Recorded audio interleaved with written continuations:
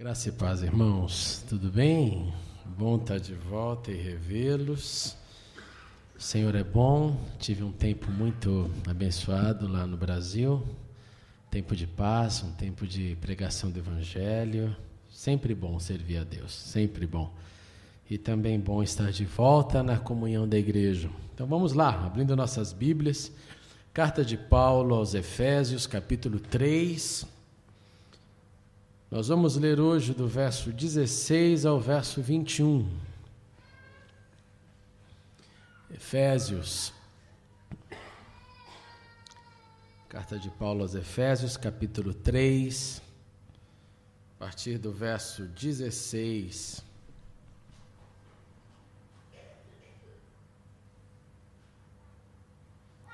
Efésios 3, 16, 21 diz assim: Oro para que com as suas gloriosas riquezas Ele os fortaleça no íntimo do seu ser, com poder por meio do seu Espírito, para que Cristo habite no coração de vocês, mediante a fé. E oro para que, estando arraigados e alicerçados em amor, vocês possam, juntamente com todos os santos, compreender a largura, o comprimento, a altura e a profundidade, e conhecer o amor de Cristo, que excede todo conhecimento, para que vocês sejam cheios de toda a plenitude de Deus.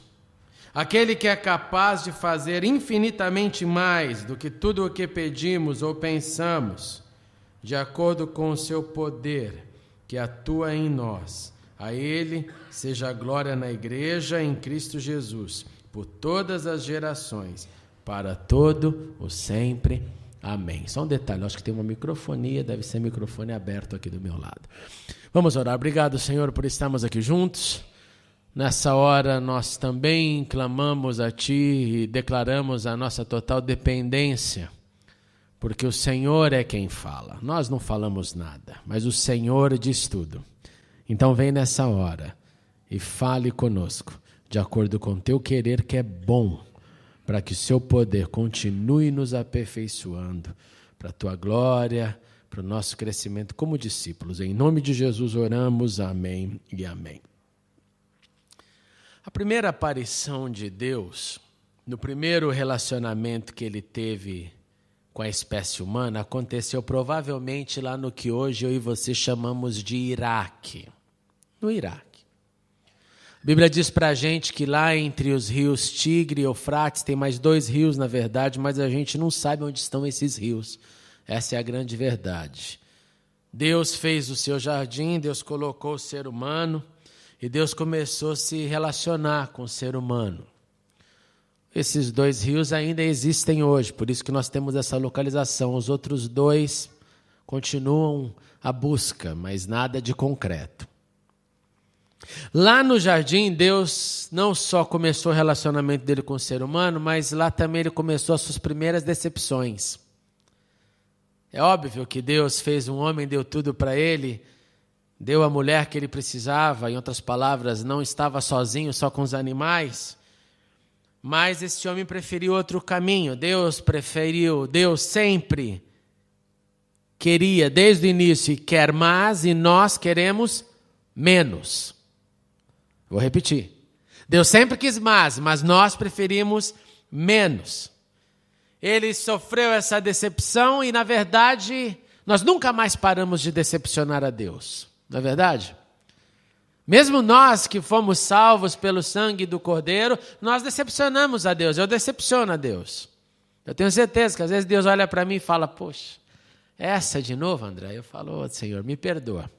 Tem misericórdia de mim e o Senhor me perdoa. Isso é verdade. Mas esse é o processo. Começou lá no Éden, passou por toda a história do Antigo Testamento, passou pela história da igreja e a história de decepção continua. E Deus continua fazendo o quê? Fazendo mais. Ele não diminuiu. Ele não disse assim: agora porque vocês, meus filhos, estão fazendo menos, eu vou fazer menos, para que você aprenda. Não. Ele continua gracioso, Ele continua com o seu amor, Ele continua nos dando, Ele continua nos potencializando, Ele continua abrindo seu coração e Ele não guarda rancor. Se você se relaciona com um amigo e esse amigo pisa na bola com você uma vez, você fala para ele, olha, não foi legal, se há um acerto entre vocês, você perdoa e continua a amizade. Se ele fizer isso uma segunda vez, você já vai ficar com o pé atrás, vai falar assim, caramba, deixa eu ficar atento com essa pessoa. Se ele fizer 3, 4 vezes, é comum, e seria comum fazer o quê? Eu vou cortar a relação com essa pessoa, porque eu não quero ficar me magoando com essa pessoa. Para que eu vou ficar aqui nesse desespero? Toda vez que eu dou um voto de confiança, ele vai lá, pisa na bola e eu que sinto a dor. É assim que a gente faz, como seres humanos. Agora, Deus não. Deus, você vai lá, pisa na bola com ele, eu vou pisar na bola com ele, ele vem, me perdoa e fala, vem de novo, meu filho, eu esqueci do que você fez. Aí eu começo de novo. E ele me dá o mesmo crédito. Ele não fica já com o pé atrás, falando, não, eu vou te dar só um pouquinho de crédito, André, eu vou abençoar você só um pouquinho. Não, ele continua, filho, o que eu te dei, a salvação que eu te dei é sua, não vou mexer com isso, não vou falar com você hoje, você errou, arranca tua salvação, amanhã você fica bonzinho, eu dou de volta para você. Não, você errou. Tente fazer como aquela mulher, vai e não peques mais. Mas se pecar, eu vou falar de novo, vai de novo, meu filho, vai e não peques mais. Deus sempre faz mais enquanto nós fazemos menos. E a história do Éden para cá é assim, a primeira geração, o primeiro homem, a primeira mulher faz menos, vem logo o povo, os filhos de Adão, os filhos de Eva, e não ficam num estágio melhor. Não, pioram ainda mais. Ao ponto de Deus olhar para a terra e falar assim, caramba, mal eu comecei, eu vou ter que destruir e começar tudo de novo. E aí que entra aquele ser, né, que nós estamos aí aguardando a mega produção de Noé, porque era justo, Deus falou, eu vou terminar todo mundo, mas esse justo eu vou manter. Acho que é muito importante você lembrar disso, porque a Bíblia começa com essa definição de homem justo, homem íntegro, com ênfase total. O primeiro a ganhar essa ênfase forte é Noé. Enoque andava com Deus, mas nós sabemos pouco dele, ele desaparece. Noé não. Noé, diz-nos o texto, Noé era homem justo e íntegro entre o povo da sua época. Em outras palavras, o povo da sua época era uma calamidade, mas ele era justo e íntegro. Por que a Bíblia está dizendo isso? Entre o povo da sua época. Para que a gente nunca tenha essa desculpa. Eu faço assim porque todo mundo faz. A Bíblia começa nos mostrando o contrário. No meio do povo da sua época, de injustiça, de falta de integridade, tinha um que não se contaminava. Depois, se você quiser ler de novo, em Gênesis 7, diz assim, entre na arca você e toda a sua família. Por quê? Por quê? Porque você é o único justo que eu encontrei nessa geração. De modo que Noé carregava esse peso nele. A geração, então, que começa, decepciona Deus. Deus decide recomeçar, porque ele sempre tem mais. Noé, então, por andar com Deus e porque Deus andava com ele, foi o escolhido. Mas o desejo do pai, gente, não foi só andar com uma pessoa. Falar, eu vou encontrar uma pessoa e essa pessoa vai ser um bom filho e eu ando com ele e eu me realizo com ele. Não, porque nenhum pai ficaria feliz se entre os seus muitos filhos um somente fosse legal e os outros uma desgraça. Quem tem família aqui com muitos irmãos sabe disso. Dá alegria no coração, fala, tem 2 irmãos que são muito bons e tem o 3º, 4º, 5º que são uma desgraça. Alguma família consegue ser feliz dessa forma? Se tiver um que é desencontrado na vida, já causa problema suficiente. Um pai e uma mãe não conseguem ser felizes se todos os seus filhos não estão num padrão de vida adequado. Nenhum pai e mãe fala, poxa, meu filho está passando dificuldade, que alegre que eu estou, deixa ele lá alenhado. Não, o pai e a mamãe sofrem com isso.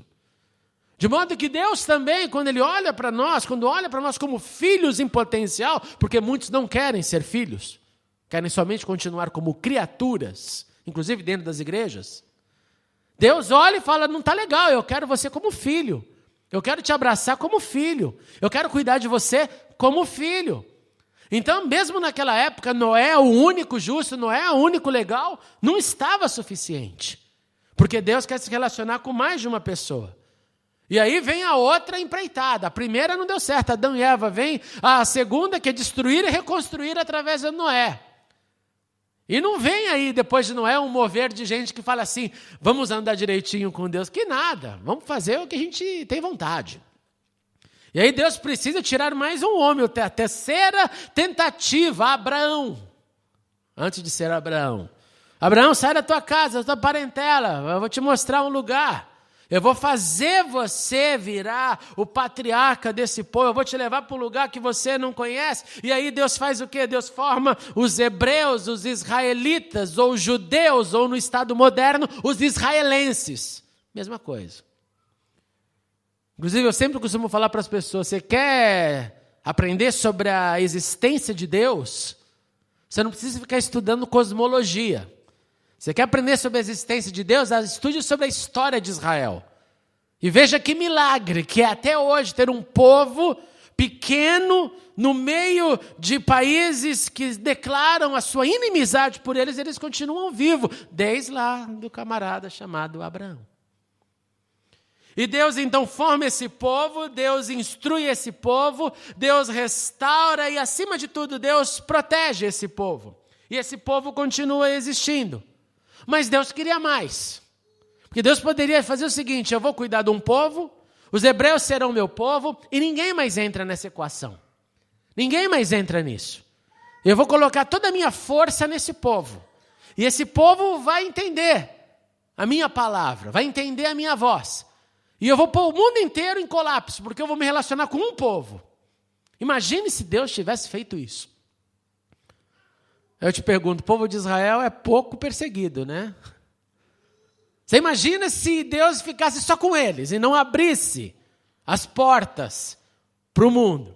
Mas é óbvio que Deus sabia disso, é óbvio que Deus queria primeiro um template, primeiro um padrão, primeiro um exemplo. Eu escolho um povo, eu começo a trabalhar com esse povo, eu instruo esse povo, eu vou ter que corrigir esse povo. E depois eu falo, vem toda a terra. E se junta esse povo naquilo que nós chamamos do novo Israel de Deus. Paulo fala muito sobre isso. Se você ler a carta de Paulo aos Romanos, acima de tudo no capítulo 11, você vai ver ele falando disso. Ele fala, olha, existia uma oliveira que tinha suas raízes, mas o outro povo chamado gentios, todo mundo que não é hebreu, foi enxertado, foi ligado a esse povo, de modo que então fica uma árvore só. Paulo ainda comenta, não esquece nunca disso, guarde isso no teu coração, porque vocês não são raízes. As raízes começaram anteriormente, mas vocês enxertados como uma planta que é enxertada numa outra, num galho, vocês agora são uma só árvore, um só povo. Não tem mais o predileto. Não, todo mundo, a mesma coisa. E Paulo ensina muito sobre isso, ele fica tocando nessa tecla. Gente, nós somos um povo, gente, nós somos um novo grupo, um novo agrupamento de pessoas. Por essa razão que Pedro, quando escreveu a sua carta, ele disse o quê? Vocês ou nós somos geração eleita, sacerdócio real, nação santa, povo exclusivo de Deus. Olha que Pedro tenta tirar da nossa cabeça, como ele tentou tirar no início da igreja. Não tem mais uma geração única, não tem mais uma única tribo sacerdotal. É o que Pedro está tentando aqui corrigir. Não é mais agora só para levita, vocês agora são os sacerdotes. Nós cantamos isso hoje, nós vamos pela terra, nós somos a voz, nós somos quem toca. Não tem mais uma geração. Não tem mais uma nação santa, não tem um povo exclusivo, somos nós.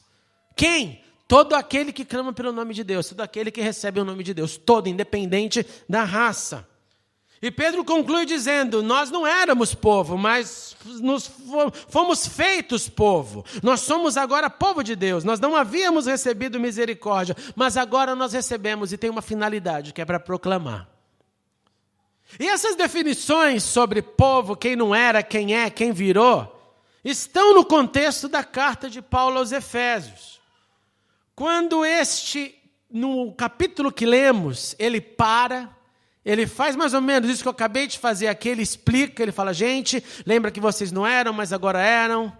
E aí ele tenta, na sua oração, colocar na cabeça do povo, na igreja de Éfeso, que nós, esse novo povo, podemos ser cheios, presta atenção, da plenitude de Deus. Cheios da plenitude de Deus. Então, querendo refletir sobre o ser cheios da plenitude de Deus, ou ele queria mais e vai ainda além, que eu quero que você abra sua mente como alguém que hoje já ouviu isso talvez no passado, mas queira se abrir para viver plenitude de Deus. Plenitude de Deus. E esse Deus só pode nos dar essa plenitude porque esse Deus nunca para de trabalhar. Como disse para você, ele começou lá no Éden e ele não para de trabalhar. Ele continua lutando por nós. Esse Deus, quando vem na pessoa de Jesus, Jesus olha para os seus discípulos e diz o seguinte: meu Pai continua trabalhando até hoje e eu também estou trabalhando. Está lá em João 5,17. Esse Deus começou um negócio e não termina.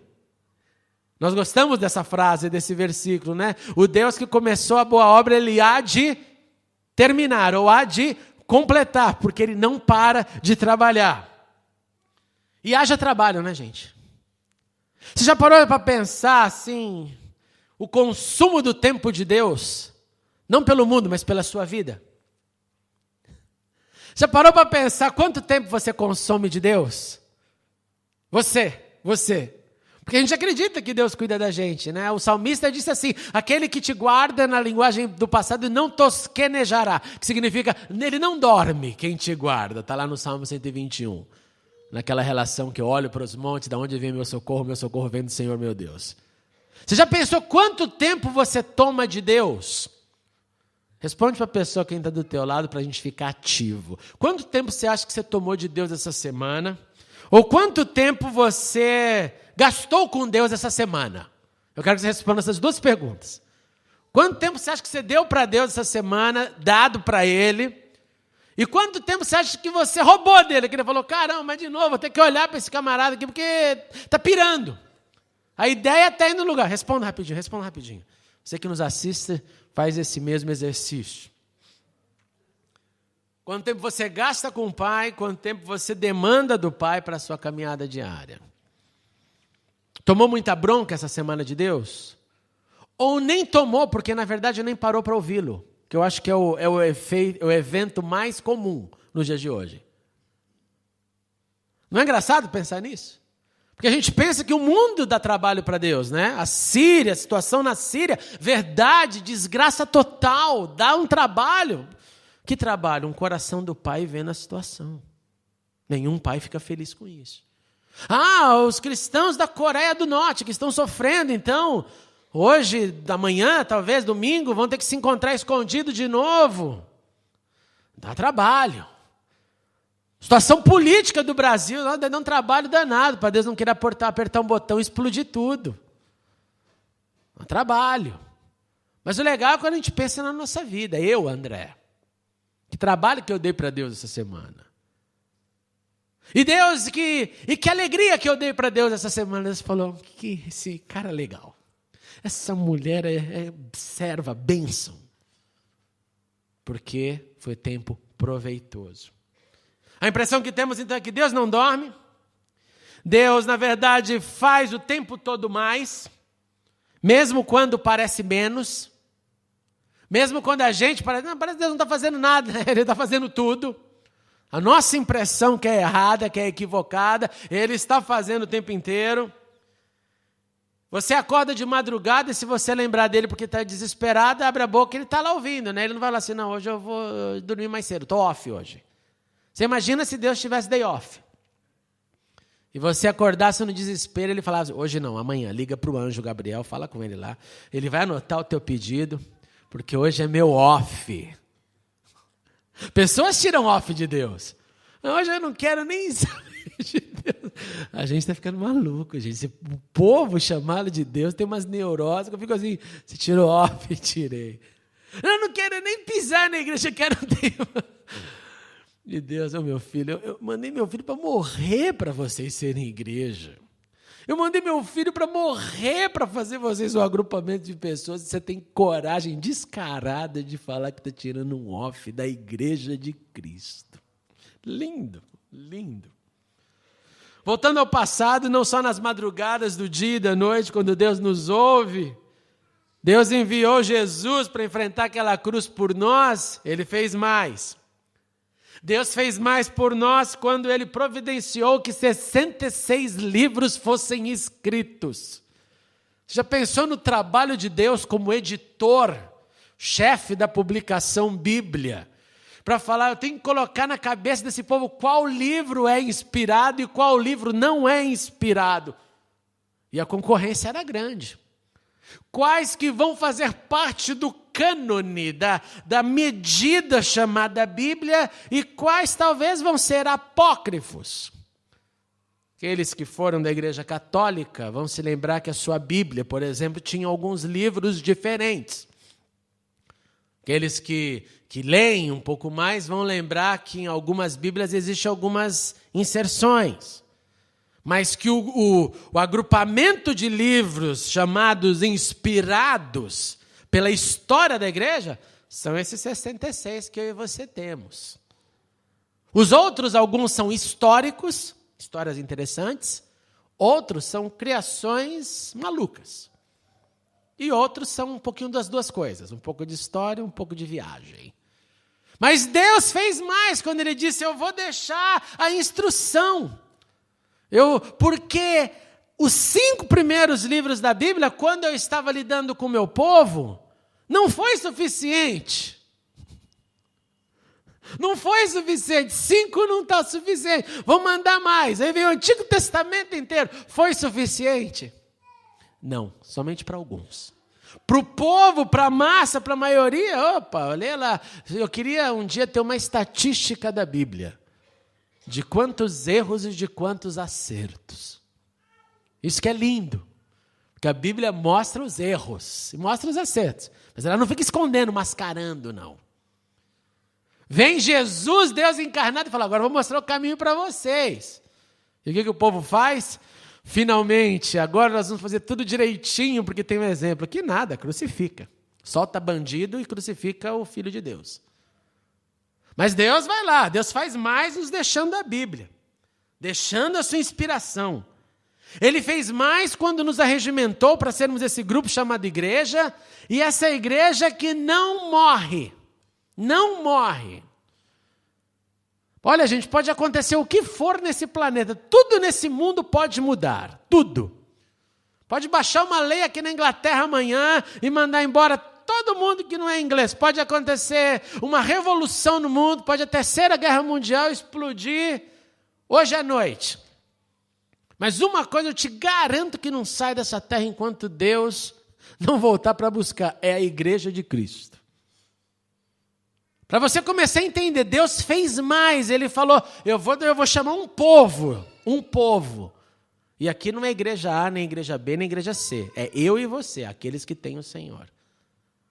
A igreja não sai, Deus deixou o grupo, Deus deixou o laboratório e falou, gente, podem apertar o botão da bomba atômica, mas isso não muda. Quando eu era criança eu morria de medo disso, ficava sempre a minha mãe, mas e se apertarem? Mãe, e se soltarem o míssil? Mãe, era aquele desespero de criança. Um dia eu lembro voltando da igreja chorando, o que você está chorando? Não, porque pode ser que acabe o mundo agora. Meu filho, calma.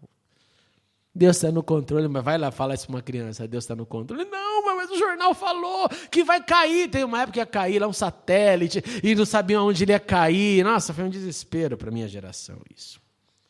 Ele fez mais e ele faz mais quando ele, como já disse, como ele não se deprime com nossos pecados. Se Deus se deprimisse com os meus pecados, Deus ia precisar contratar um divã para aconselhá-lo. Que os nossos pecados deprimem a Deus. Ele teria o potencial de deprimi-lo e colocá-lo numa cama celestial e falar, não dá mais. Quantas vezes eu já te falei isso? Quantas vezes eu já te falei isso? Mas você acha que você sabe, né? Você acha que você... Mas Deus não se deprime, Deus prossegue, Deus fala, não, eu tenho mais para dar. E por que se Deus tem mais? Porque se Deus sempre quis mais... Ele não só fez mais, ele não só faz mais, mas presta atenção, ele vai além. O que é ir além? Ir além é você me convidar para comer na sua casa e falar assim, pastor, você come feijoada? Eu falei, como feijoada. Você falou, vou fazer feijoada. Tá bom? Falou? Que legal, pode fazer feijoada, que eu gosto. Aí quando eu chego na sua casa, tem feijoada, tem macarrão, tem ravioli, tem torta de banana, tem um monte de coisa. Eu falo assim, você foi além, cara. Cara, que é isso? Deus fez mais, Deus faz mais e Deus vai além. E é isso que Paulo está focalizando na sua carta. Essa carta começa com essa warning. Ele fala assim no capítulo 1, verso 3. Bendito seja o Deus e Pai do nosso Senhor Jesus Cristo, que nos abençoou com todas as bênçãos espirituais nas regiões celestiais em Cristo. Paulo está dizendo para o pessoal de Éfeso, Deus já deu tudo que vocês precisam. Te falta alguma coisa? Com certeza na tua lista vai ter alguma coisa que falta. Você tem tudo que você quer, 100% do que você deseja. Eu tenho certeza que a resposta de todos nós vai ser não. Porque se eu tivesse tudo 100% que você deseja, eu falaria para você assim, uau, só te resta então morrer. E se encontrar com o seu Senhor. Porque você já tem tudo o que você deseja, só te resta agora o galardão final, não é? Você vai lá e... A gente não. Não tenho ainda tudo, não vi ainda tudo. Ainda estou no meu processo de proclamar ao mundo. E a gente fica até espiritual nessa hora, né? Se Deus baixasse daqui e falasse que hoje quem quer ir, vamos lá. Quem quer ir para o céu hoje? Agora. Vai ter trombeta, orquestra celestial, vai ter festa. Nós nos voluntariaríamos, falamos, eu sou o primeiro da fila. Eu já falaria para Deus, oh Deus, eu quero ver o Andrezinho e a Camila crescer, Senhor. Não, mas eu vou cuidar. Não, Senhor, um pouquinho mais. Pelo menos no verão, no frio não é bom ir, Senhor. É no verão, mais gostoso. Paulo diz assim, então para Éfeso, para os Efésios, para a igreja ali situada, Deus já vos abençoou com tudo. Com todas as bênçãos espirituais nas regiões celestiais. Presta atenção. Paulo está dizendo, Deus que faz mais, que fez mais e que fará mais, na camada superior a vocês andam aqui, mas na camada superior ele já disse, haja e ouve. Ele já disse, está decretado. E o decreto, firmado pela palavra de Deus, ninguém muda. Ele já disse, já está tudo liberado. Já está tudo lá. Mas não é aqui onde você vê, é acima. Eu tenho certeza que o pessoal de Éfeso não compreendeu esse negócio. Assim como eu e você não compreendemos esse negócio. De modo que às vezes, de vez de mudar a nossa forma de agir, a gente fica nesse desespero, parece estar brigando com Deus, mas você não vai fazer isso, você não vai fazer isso, você não vai fazer isso. Quando deveria ser o contrário. Ele falou, eu já fiz, meu filho. A verdade é que você é um safado, que não se move, então você nunca vai pegar esse negócio. Eu já dei, mas a sua concepção pequena de mim, que me coloca numa caixinha de fósforo, mantém você nesse status. Eu já te dei. E Paulo deixa bem claro, eu não te dei 1/3, eu te dei tudo, nas regiões celestiais. Tudo significa tudo o que eu preciso para viver. Tudo o que eu precisei para conhecer a Deus. Tudo o que eu preciso para fazer impacto e ter impacto na vida. Tudo é tudo. Tudo não é tudo menos um. Tudo não é tudo menos metade. Tudo é tudo. E se eu sou ser humano e preciso de algumas coisas no mundo terreno, está contido no tudo. Se eu preciso de algumas coisas na espiritualidade, está contido no tudo. Tudo é tudo. E aí Paulo joga esse negócio, chama a atenção do povo, e aí vem o trecho que nós lemos, e depois de ele explicar, falar, anunciar, ele fala, eu preciso orar por vocês. E essa é minha chamada de atenção para nós, a oração de Paulo, deixando claro que Deus faz mais e que vai além. Ele começa, oro para que, com as suas gloriosas riquezas, olha como Paulo toma cuidado com as palavras, Ele os fortaleça no íntimo do seu ser, com poder por meio do seu Espírito. Parece que Paulo está dando uma dica, parece que Paulo está fazendo uma intervenção. Eu já escrevi para vocês, eu já desde o capítulo 1, eu tentei deixar claro o que acontece com vocês, por ter conhecido a Deus, por terem se tornado um povo, mas eu acho que vocês não entenderam. Então, para garantir, eu preciso fazer um clamor. É igual a gente faz aqui no final do culto. O que a gente faz no final do culto? A gente fala, se já ouviu a palavra, vai na paz. Não, a gente fala, não, vamos orar. Vamos orar para acabar de entrar na cabeça. Paulo fala assim, o seguinte, gente. Eu oro agora para que no íntimo de vocês exista um fortalecimento. Por que Paulo está dizendo no íntimo? Porque um íntimo, um interior desorganizado, o exterior fica o quê? Organizado? Não. Se o teu interior não está organizado e equilibrado, como fica o teu exterior? Se o teu interior não repousa paz, como é que ficam as tuas atitudes? Ficam em paz? Super pacífico, mas dentro do inferno. Impossível. Impossível. É como você tentar falar para uma mulher em TPM grave e ficar tudo em paz. Ela fala, meu mulher, o negócio aqui dentro tá fumegando o negócio. Os hormônios estão ali nos seus conflitos mensais. Então não está tudo bem. Por isso que daí as atitudes não vão ficar normais. Paulo foca o ponto. Equilíbrio vem do interior. Equilíbrio não vem do exterior. O exterior pode ser lindo. O interior pode ser uma desgraça. O interior pode ser milionário. O exterior pode ser milionário, mas o interior pode ser pobre e miserável. O exterior pode aparecer tudo que eu tenho, que eu quero, eu consegui. E o interior ser uma aflição danada. Que a hora que põe a cabeça no travesseiro dá desespero. Dá desespero. Eu li a reportagem da namorada do Mick Jagger, né, que se assassinou, se suicidou. Acho que foi enforcamento, né? Não foi isso? Você fica imaginando, né? Fica imaginando assim, eu falei, é triste, eu fico imaginando, tomara que muitas meninas, mulheres que gostariam de ser, né, a namorada de um popstar, né? Uau! Talvez olhem para essa situação e comece a cair a ficha.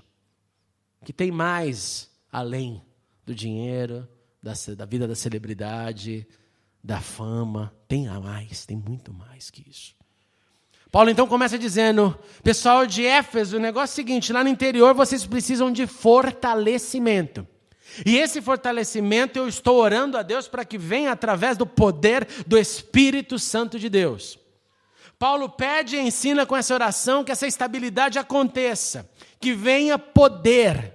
Poder para viver, poder para ser equilibrado, poder para enfrentar o dia a dia, poder para falar. Aí você pensa em todo o fruto do Espírito, você consegue discernir. Poder é tudo isso, que começa com as palavras de Jesus em João 14:26. O conselheiro, o Espírito Santo, que o Pai enviará em meu nome, lhes ensinará todas as coisas e lhes fará lembrar tudo o que eu lhes disse.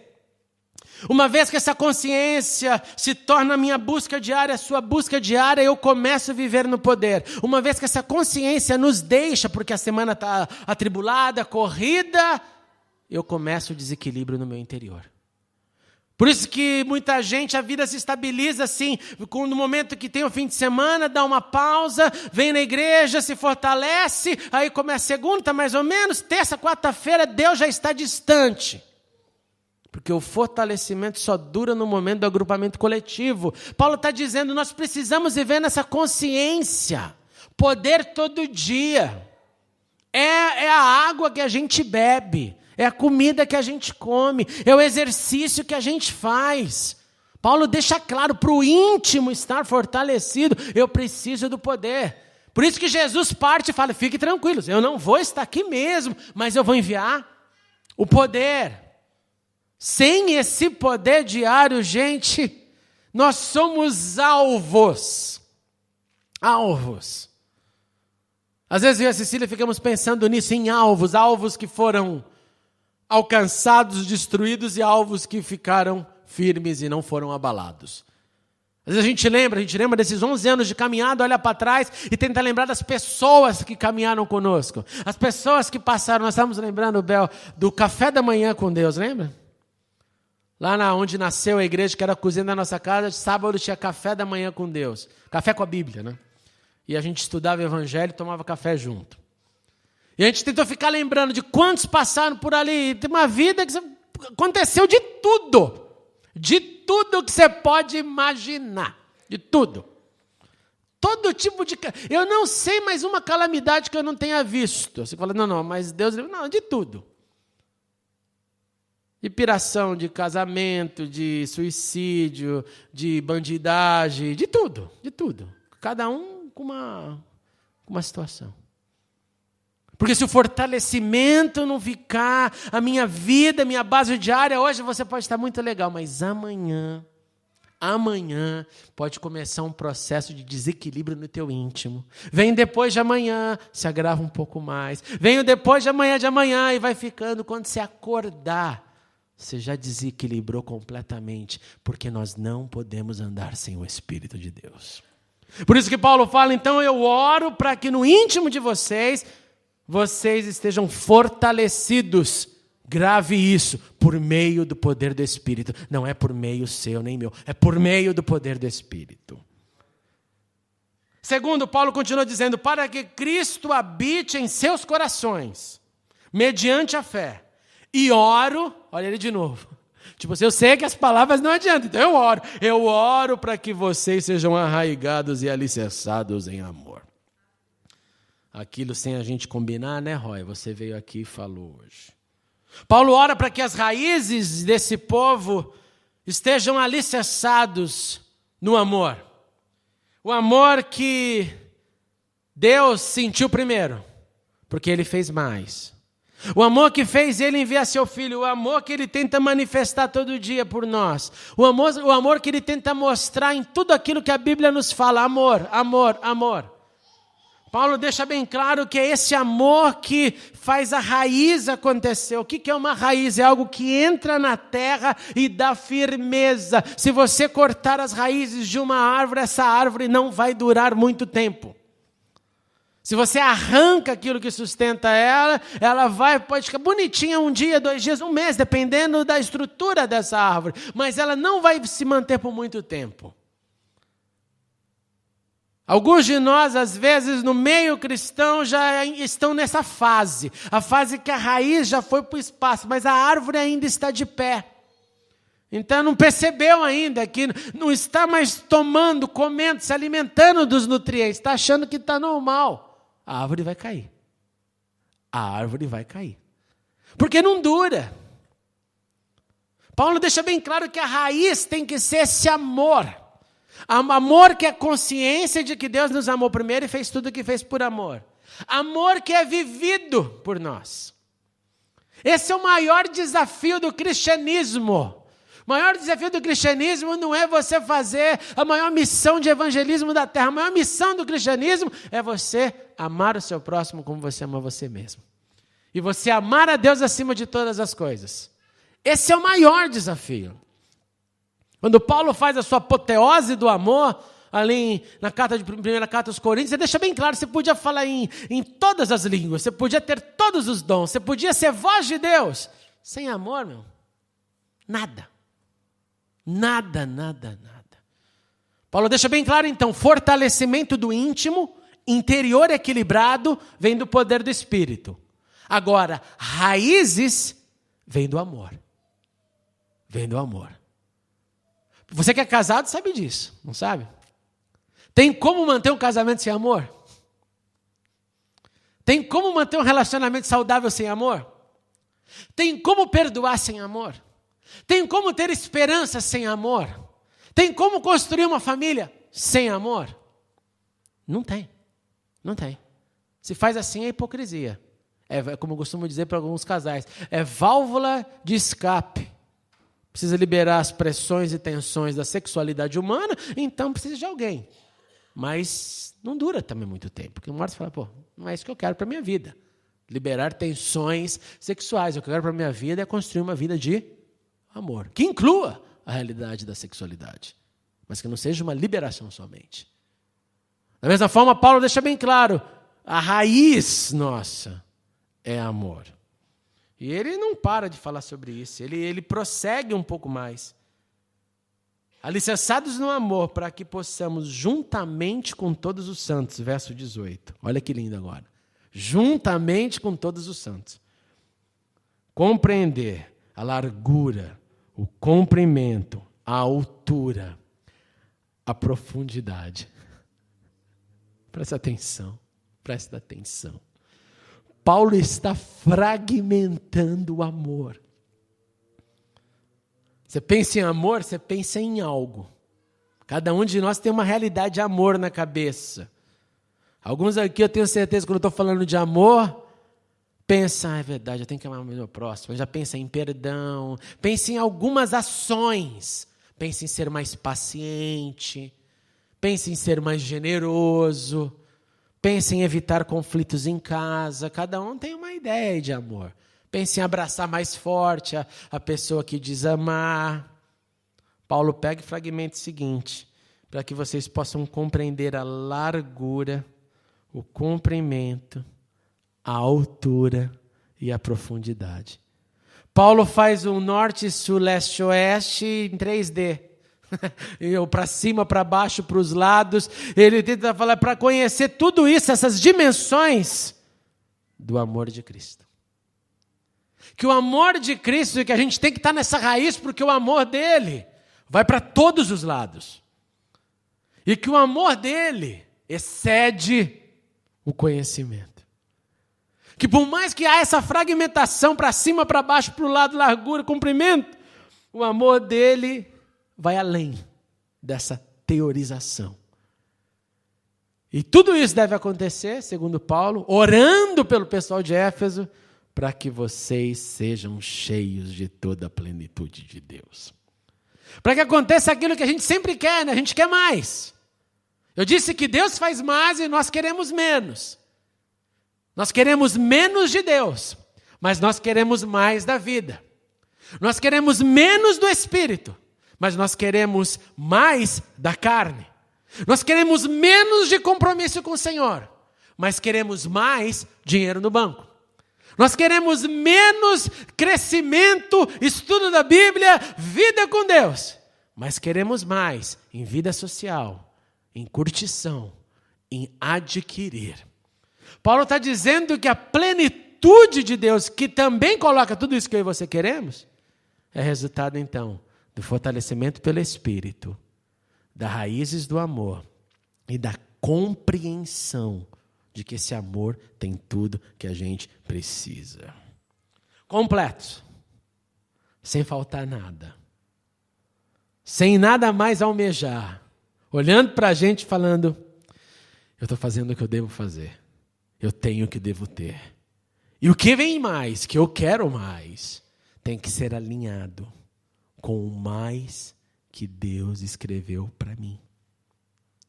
Com o mais que Deus escreveu para você.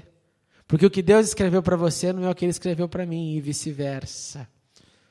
Mas Paulo está escrevendo aqui para uma igreja. Ele não está dizendo, em Éfeso tem um cabra bom, ou tem 2.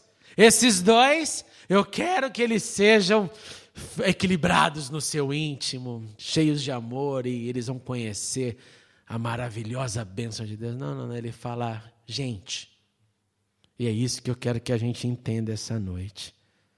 Paulo não se contendo ainda com isso, porque já poderia parar aqui, né, e falar, então, gente, Deus abençoe o teu povo. Abençoe o teu povo nessa minha oração, em nome de Jesus, amém. Ele não se contém. Ele termina dizendo, igreja de Éfeso, e eu termino dizendo Link Church, você que nos assiste pela internet, aquele que é capaz de fazer infinitamente mais do que tudo, ele gosta dessa palavra, tudo o que pedimos ou pensamos, de acordo com o seu poder que atua em nós. A Ele seja a glória na igreja e em Cristo Jesus, por todas as gerações, para todos sempre. Amém. Eu quero te encorajar nessa noite, em nome de Jesus, a se alinhar com esse conteúdo de Paulo. Eu quero te encorajar a olhar para essa oração e falar, Senhor, então se o Senhor tem mais, e o Senhor sempre vai além, e o Senhor nos disse que está disposto a ir ainda mais do que a gente conseguir imaginar, mais do que a gente conseguir pensar. Se é isso que a tua palavra está me dizendo, Senhor, vamos seguir a oração de Paulo. Como? Vamos pedir, Senhor, eu quero ser fortalecido nessa noite na comunhão do Espírito. Senhor, eu quero em nome de Jesus te pedir essa noite, Senhor, fortaleça o meu interior, fortaleça o meu desequilíbrio.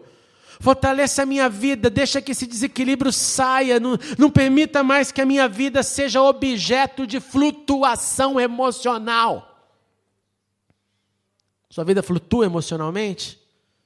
Hoje ela está no up, amanhã ela está no down, depois ela está média, flutuando emocionalmente. E as emoções vão ditando para você, você tem que ficar bonzinho com Deus ou você tem que ficar malvado. Você tem que dar trabalho para Deus ou tem que gastar tempo bom com Deus. Em nome de Jesus, vamos ser resposta da oração de Paulo e falar, Senhor, nos encha com teu Espírito. E Senhor, amanhã, domingo, ajude-me a manter essa presença em mim, Senhor. Ajude-me a gastar tempo contigo. Ajude-me a entender que fortalecimento no íntimo é resultado do poder. Segundo, eu quero te encorajar a crescer nesse amor. Falar, Senhor, me ajude a pegar essa base de amor. E quando eu estiver pirando com fulano, com ciclano, com meu marido, com a minha esposa, com os meus filhos, com a minha vida, com o meu chefe, com a minha realidade, com o clima, seja lá o que for, Senhor, ajude eu a amar. Ajude eu a amar, Senhor. Ajude eu a dar valor para as coisas. Ajude eu a perceber que o Senhor me deu mais e que eu ainda falo, eu queria menos de Ti, mais da vida, mas menos de Ti. Senhor, me dê compreensão do tamanho desse amor, já que Paulo fala em altura, em profundidade, em comprimento, em largura. Senhor, faz a minha mente entender, deixa eu sentir isso claramente. E não fica simplesmente no jargão, que às vezes se transforma o amor de Deus. Eu tenho um pavor, às vezes, quando pessoas falam do amor de Deus, e você olha para a cara da pessoa, a pessoa, na verdade, não está sentindo nada desse amor. É que já entendeu a fórmula. Não é uma fórmula só teoria. Quem vive com Deus sente o amor de Deus e sabe o amor dele é quem nos sustenta. A gente sabe disso. Você não fica, não, eu sou muito bom mesmo, mas Deus é um acessório na minha vida. Não. Quem anda com Deus fala, acessório sou eu. Deus é tudo, Deus é o corpo, Deus é a substância, Deus é tudo. Então eu te encorajo também a pedir, Senhor, dê-me compreensão desse amor para que eu não queira fazer menos, para que eu não queira o menos, enquanto o Senhor sempre faz mais e está ainda dizendo para a gente, eu quero ir além, porque eu não tenho medida. E porque eu já te abençoei. Agora eu só posso ir além se você deixar. Sabia disso? Você sabia disso? Que Deus não pega uma pessoa e fala assim, eu sei que você não me quer, eu sei que você não quer andar comigo, eu sei que você não quer entender a profundidade do amor, eu sei que você continua querendo o seu menos, mas eu vou te dar. Eu nunca vi um caso desse na minha vida cristã. Agora, eu já vi bastante pessoas conscientes com Deus, que foram e que são fortalecidas pelo Espírito Santo, que exercitam um amor diário, e de repente Deus fala, chegou a hora de uma próxima base, chegou a hora de um próximo momento. E aí você vai lá para o próximo momento. Chega lá, continua fortalecido no Espírito, continue andando na dimensão do amor, entendendo mais a largura, a profundidade. Aí Deus fala, mais um pouquinho, já está na hora de mais um pouquinho. Aí você anda mais um pouquinho e Deus olha de novo, está aí, está cheio do Espírito, o amor está crescendo. Filho, filha, mais um pouquinho. E vai nos levando de glória em glória. De glória em glória, a fim de que seja manifesta todas as bênçãos que Ele já deu na camada espiritual. Em nome de Jesus, abra os seus ouvidos, a sua mente, o seu coração. E vamos sair daqui essa noite dizendo, Senhor, o Senhor é grande, maravilhas fazes tu, não há outro como a ti não há, Senhor. O Senhor que é digno de glória, o Senhor que é digno de tudo. Abre o meu coração para eu não perder todas as bênçãos que o Senhor me deu. para eu não me contentar com um pouco, porque Deus quer sempre mais. E Ele sempre faz mais, mesmo quando parece que está fazendo menos. Nós vamos cantar essa canção antes de orar, Digno de Glória. Só o Adonis vai tocar aqui com o Davi cantando. E eu queria te encorajar a olhar para dentro de si e responder claramente essa pergunta. Você está vivendo, você está percebendo esse acréscimo de Deus a cada dia? Ou as coisas estão cada vez mais complexas? Você está reparando que o fortalecimento do seu íntimo, do seu interior, está florescendo? Você está querendo mais de Deus e não menos dele. Ou o contrário, não, na verdade eu estou batendo cartão. Bato cartão na igreja, bato cartão com Deus. Na hora da comida eu falo, obrigado, hein, Senhor, pelo arroz e feijão, mas só isso. Porque eu quero menos de Deus. Eu quero mais da vida e menos de Deus. Abre teu olho nessa noite, abre teu coração. Ele já te abençoou. Ele tem mais, Ele tem além. Vamos cantar essa canção? Vamos ficar de pé e cantar com temor no nosso coração. E depois nós vamos orar. Muito obrigado por assistir a mensagem. Clique agora em inscreva-se para se cadastrar no canal e ser avisado de todas as novidades. Se você quiser ajudar na divulgação, clique em gostei e adicione o vídeo nos favoritos. Não se esqueça também de conferir as mensagens anteriores. Obrigado e até a próxima.